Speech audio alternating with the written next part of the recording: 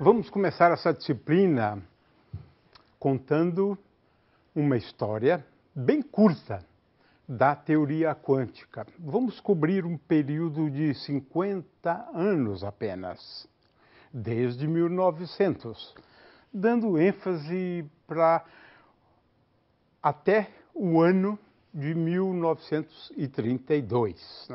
É claro que o que a gente escolhe para dar destaque numa história é uma coisa muito pessoal, de forma que eu escolhi alguns pontos que eu considero relevantes em relação ao desenvolvimento dos conceitos, das ideias e das teorias quânticas, porque temos duas teorias quânticas, né?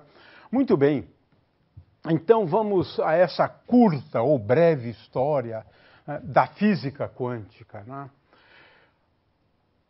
Quando uma teoria não dá conta de explicar tudo, você precisa de uma nova teoria. Foi o que aconteceu com a teoria clássica ou com a física clássica, né? Porque sabemos de muitos fenômenos que a teoria clássica não dá conta de explicar. Muitos. O magnetismo da matéria, a tabela periódica. No entanto, na virada do século XIX para o século XX, eu gostaria de destacar, né, nesse período, algumas questões que a física clássica não dava conta de explicar. Então, vamos começar pelo efeito fotoelétrico. É um efeito curioso, de acordo com o que eu tenho aqui nessa figura, né? Nós iluminamos uma placa metálica e o resultado é este aqui, né? Nós conseguimos arrancar elétrons, fazendo incidir luz, né? Luz na região do violeta, né? O fato é que, ao incidir luz numa placa, saem elétrons, emissão de elétrons, né? Esse efeito não era possível explicar com uma física clássica, né? E vamos depois comentar isso, uma aula inteira, inclusive, para falar sobre isso, né? Um outro problema que a física clássica não conseguia explicar, né, é isto. Veja, um espectro discreto, né, do átomo de hidrogênio, por exemplo, né, do átomo de hélio, né? Isso a física clássica não conseguia. A física clássica, ela, na verdade, prevê um espectro contínuo, porque um elétron orbitando em torno de um átomo vai emitir radiação e não há nenhuma razão para essa radiação exibir esse espectro, né, que é o espectro discreto. E espectro discreto sabemos hoje de várias grandezas físicas, mas o espectro discreto do átomo de hidrogênio, esse representava um grande problema, porque a física clássica não conseguia explicar isso de forma alguma, né? E aí temos mais um outro problema, né? É interessante, claro, acontece no dia a dia. Você aquece um objeto, né? E você gostaria de saber qual é a intensidade, né, para cada frequência da radiação emitida. E não havia uma boa teoria, e não existe uma boa teoria clássica para explicar isso, né? Um objeto aquecido pode ser você mesmo. Você, a temperatura, por exemplo, de 27 graus, né, 300 graus Kelvin, mesmo nessa temperatura, você emite, né? É, na verdade, a partir daí que a gente lança a mão dessa ideia, né, da visão noturna, que capta a radiação emitida por você. Mas a teoria clássica não conseguia explicar o espectro da radiação emitida, em que frequência, por exemplo, um objeto aquecido emite com a máxima intensidade, a famosa lei de Wien, né? Ou essa lei aqui, né, que a intensidade quando eu levo em conta todas as frequências, somo, né, sobre todas as frequências, depende da temperatura com a quarta potência da temperatura do corpo aquecido. Isso aqui vale para o Sol, por exemplo, né? Então, questões ou problemas para os quais a física clássica não conseguia dar a resposta, né? Era basicamente esse tipo de comportamento aqui, né? A intensidade como função do médio-onda ou da frequência, né, de um corpo aquecido para várias temperaturas, a curva realmente é diferente. E a física clássica não conseguia, e não consegue, não é um problema de não conseguir, não consegue explicar, né? Basicamente explicar a cor dos objetos, né, quando eles estão aquecidos, né? Uma outra questão, e aí essa é muito interessante, né, é que na física clássica o átomo é instável, a matéria é instável. Ora, mas nós estamos aqui, portanto a matéria é estável. Na realidade, o átomo, na teoria clássica, duraria coisa de 1 segundo apenas. Esse é um grande problema para a teoria clássica. É explicar por que nós vivemos tantos anos, né? Ou, veja, os átomos existem há 13,7 bilhões de anos, aproximadamente, um pouco menos do que isso, né? Mas a teoria clássica não conseguia explicar isso, né? Rutherford foi quem, na verdade, estabeleceu um modelo, né, do átomo, né? Mas, de novo, esse átomo não seria estável na teoria clássica, ele desapareceria num átomo, né? Esse é um grande problema. Ele vai emitindo radiação, emitindo, até cair no núcleo, né? Duraria pouco. Isso a teoria clássica não consegue explicar. E para mim, isso é absolutamente fundamental, né? Muito bem. A teoria clássica começou no ano de 1900, né? Quando Planck, né, Max Planck, deu origem à teoria quântica. Como? Para explicar a radiação do corpo negro. Vamos simplificar. Corpo negro é um corpo aquecido a uma certa temperatura, né?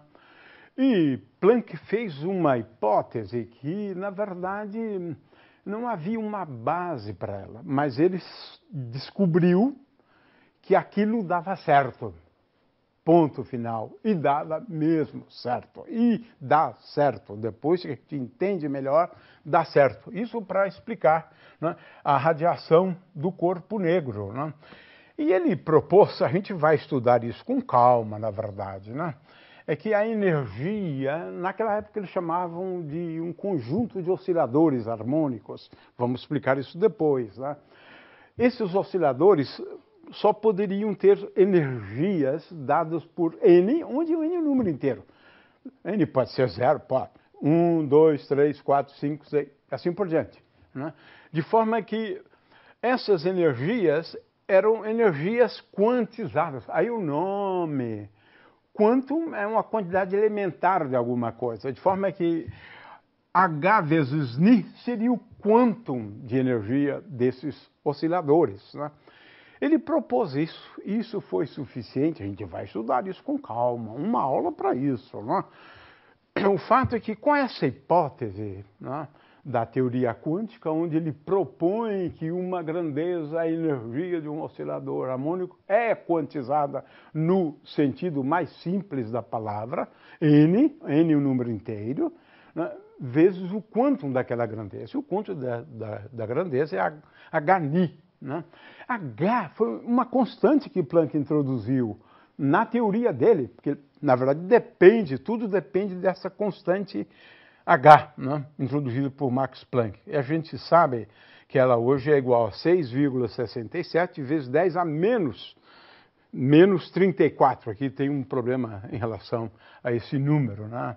Mas o fato é que Planck deu origem, né, à teoria quântica fazendo essa hipótese. De forma que tudo dependia dessa constante, a gente vai ver isso depois. Esse foi o nascimento da teoria quântica. Einstein deu uma outra contribuição para a teoria quântica e até mesmo para explicar o que o Planck havia feito, né, em 1905.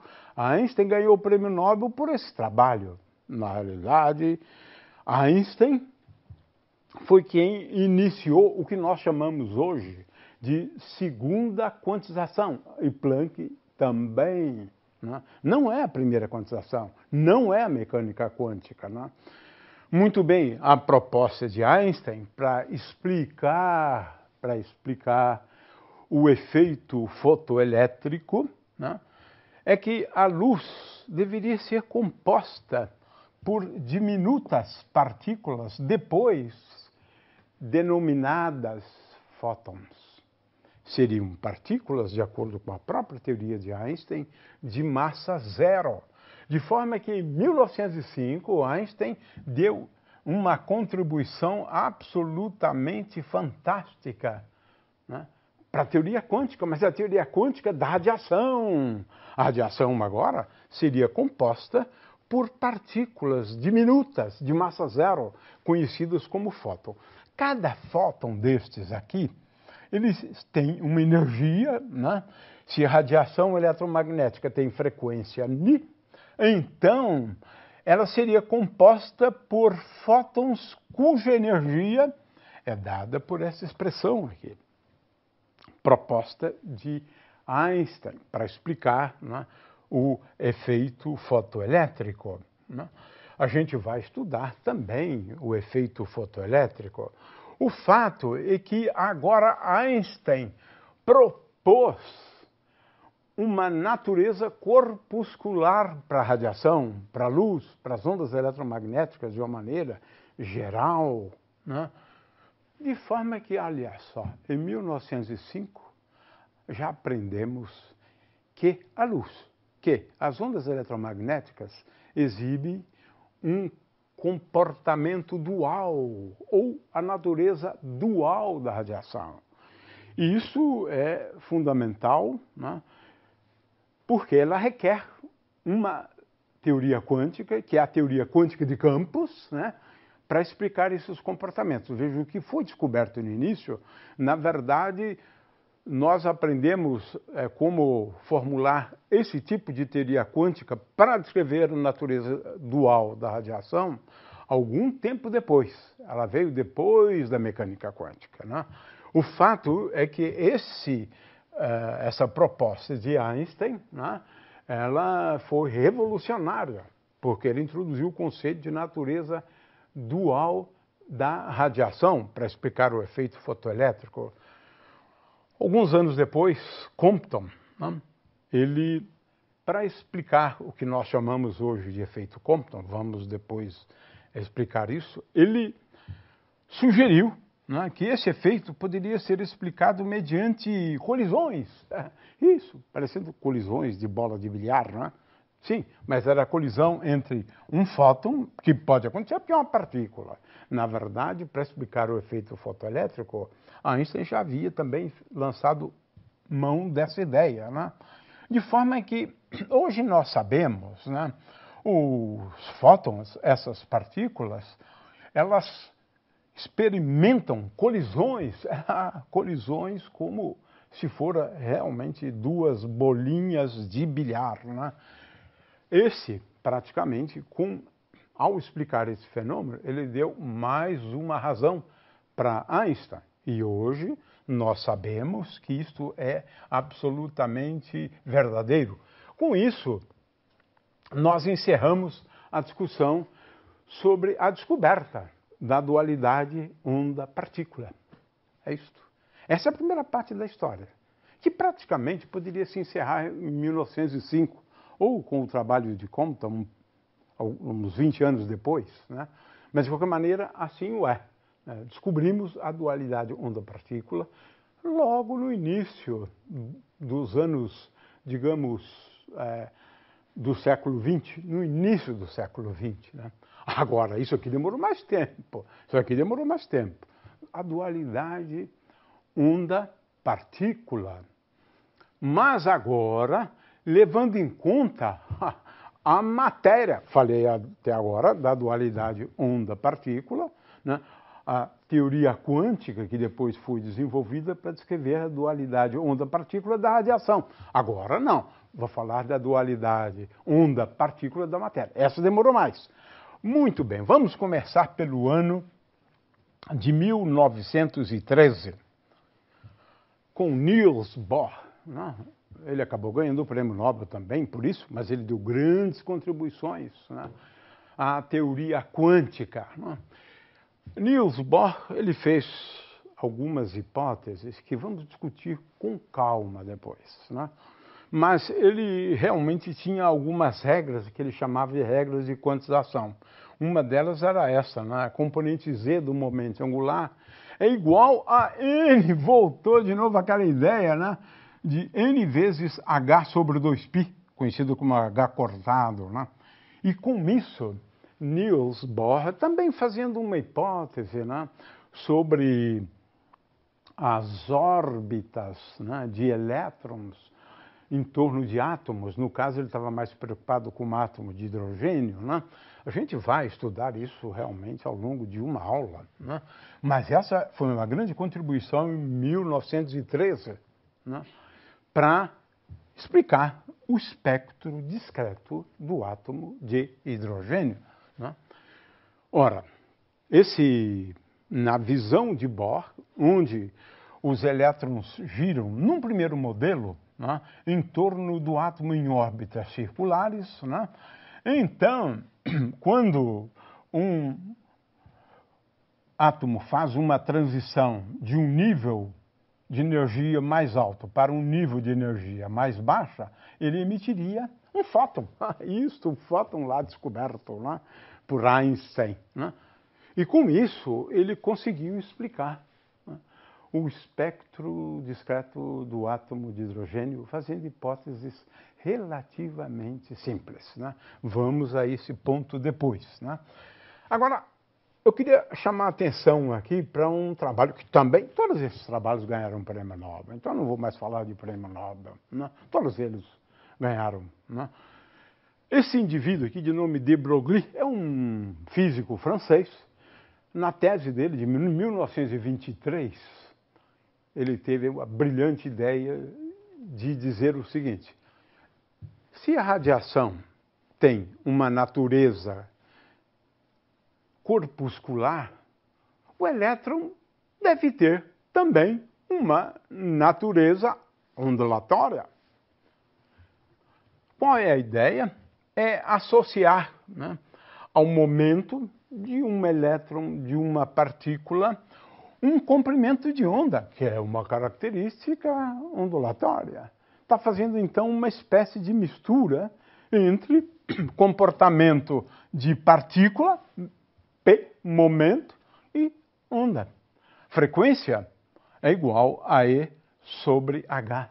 Então, eu associo uma grandeza corpuscular, como energia, momento, a uma grandeza ondulatória, comprimento de onda e frequência, ideia de de Broglie.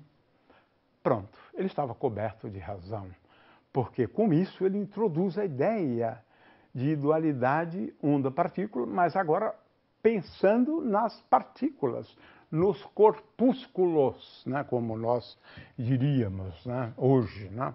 E não é que houve uma comprovação experimental, várias comprovações experimentais da natureza ondulatória da matéria.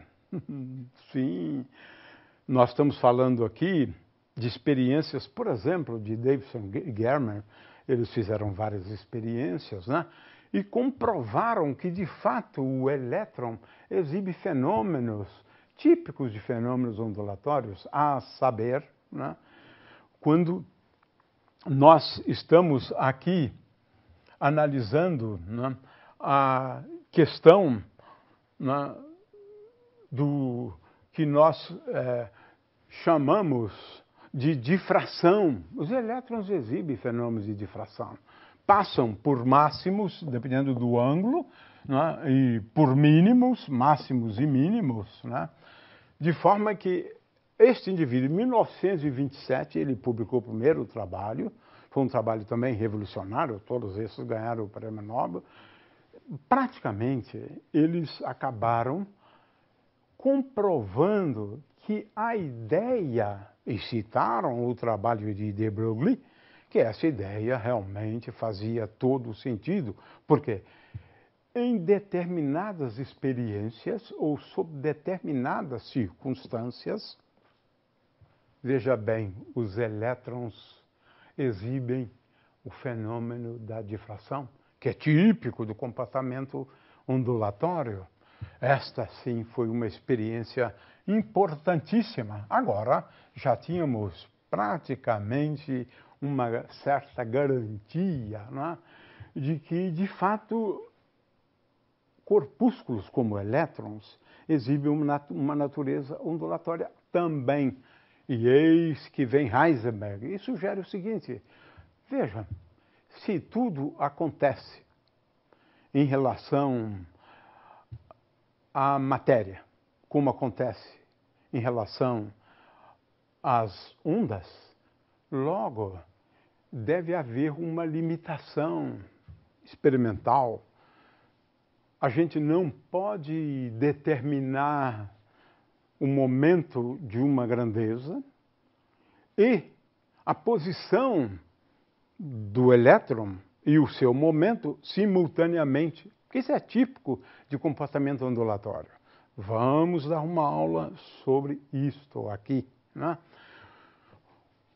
Muito bem, de forma que esse já foi também um outro avanço. E esse mesmo Heisenberg, Werner Heisenberg, ele deu início a uma nova teoria, a teoria quântica, né?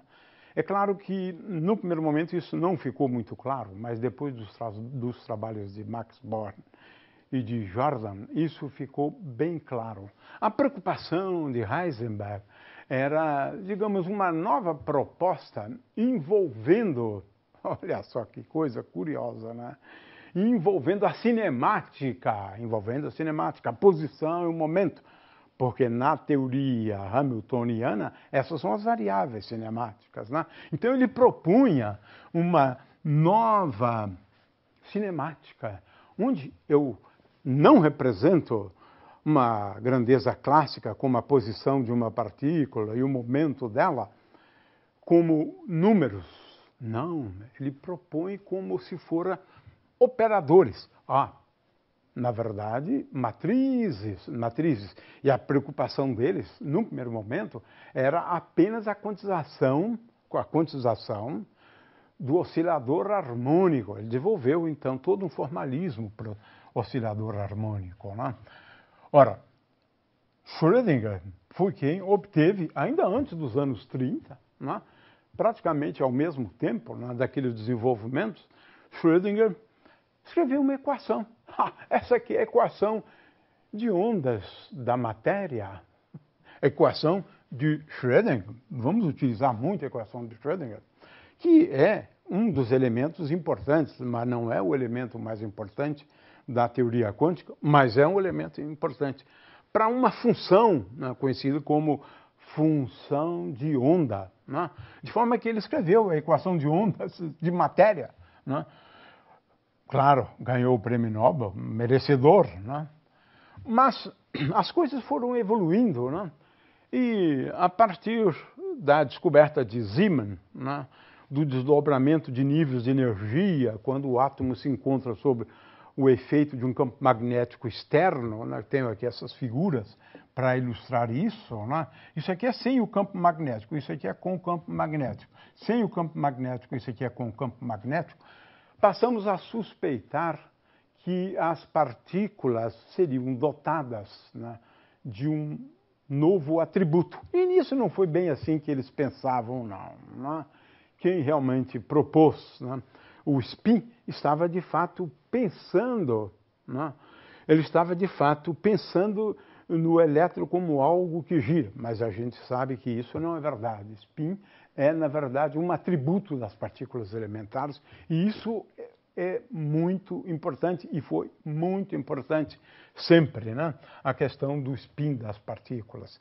Um pouco antes de 1930, um experimento famoso de Stern e Gerlach, que praticamente comprovou experimentalmente, né, a existência do spin das partículas. Você tem aqui um feixe de partículas passando por uma região na qual o campo magnético não é um campo magnético uniforme, isso faz com que esse feixe se divida em dois, um aqui e outro atingindo esse outro ponto. E é fácil explicar, levando em conta a interação do spin com o campo magnético dessa região aqui. Né? Isso a gente vai também explicar um pouco depois. Né? Um outro grande desenvolvimento para a teoria quântica, importantíssimo, foi Levi de Dirac, que ajudou muito no desenvolvimento da teoria quântica. Vamos ter tempo para falar sobre isso. Dirac escreveu uma equação relativística, levando em conta também, né, a teoria da relatividade. Né? Muito bem, essa equação marcou um tempo famoso, fantástico. Por quê? A interpretação da solução dessas equações, ou da equação de Dirac, levou Dirac a concluir que uma das soluções da equação dele descreviam partículas de carga elétrica oposta à do elétron, a que chamamos hoje de positron. Não demorou muito, né, e descobriram o positron em 1932. E aí chegamos praticamente aos desenvolvimentos mais importantes nos primórdios. Né? Poderíamos encerrar a história aqui, mas devemos continuar, porque, afinal de contas, né, ainda faltava o desenvolvimento da segunda quantização, a teoria quântica, para descrever, por exemplo, a interação, né, de elétrons, utilizando a ideia de que os fótons seriam partículas intermediárias dessas interações. Né? E essa teoria, ela foi, na verdade, desenvolvida lá pelos anos 50. Essa teoria é a teoria quântica de campos, agora voltada para descrever as interações eletromagnéticas. Essa teoria é a eletrodinâmica quântica, desenvolvida por Feynman, por Tomonaga, por Schwinger, né? Muitas pessoas, Dyson, muitos cientistas deram grandes contribuições à teoria quântica de campos, e que é a teoria que, na verdade, leva em conta a natureza granular da matéria e da radiação. Essa teoria, por outro lado, é uma teoria quântica que é compatível com a teoria da relatividade. E é a única teoria envolvendo campos e que leva em conta os dois princípios, né, quântico e da teoria da relatividade. A gente deve parar aqui, mas sempre lembrando que existem duas teorias quânticas. Né? A teoria quântica de campos associa cada partícula a um campo, né? Ou um campo eventualmente associado a duas partículas. Né? Mas o fato é que é uma teoria mais fundamental e mais difícil também de se lidar com ela. Né? O fato é que tivemos aqui um breve histórico, né? É uma história muito bonita e eu estou concitando os alunos a lerem um pouco mais, né, sobre a história da teoria quântica.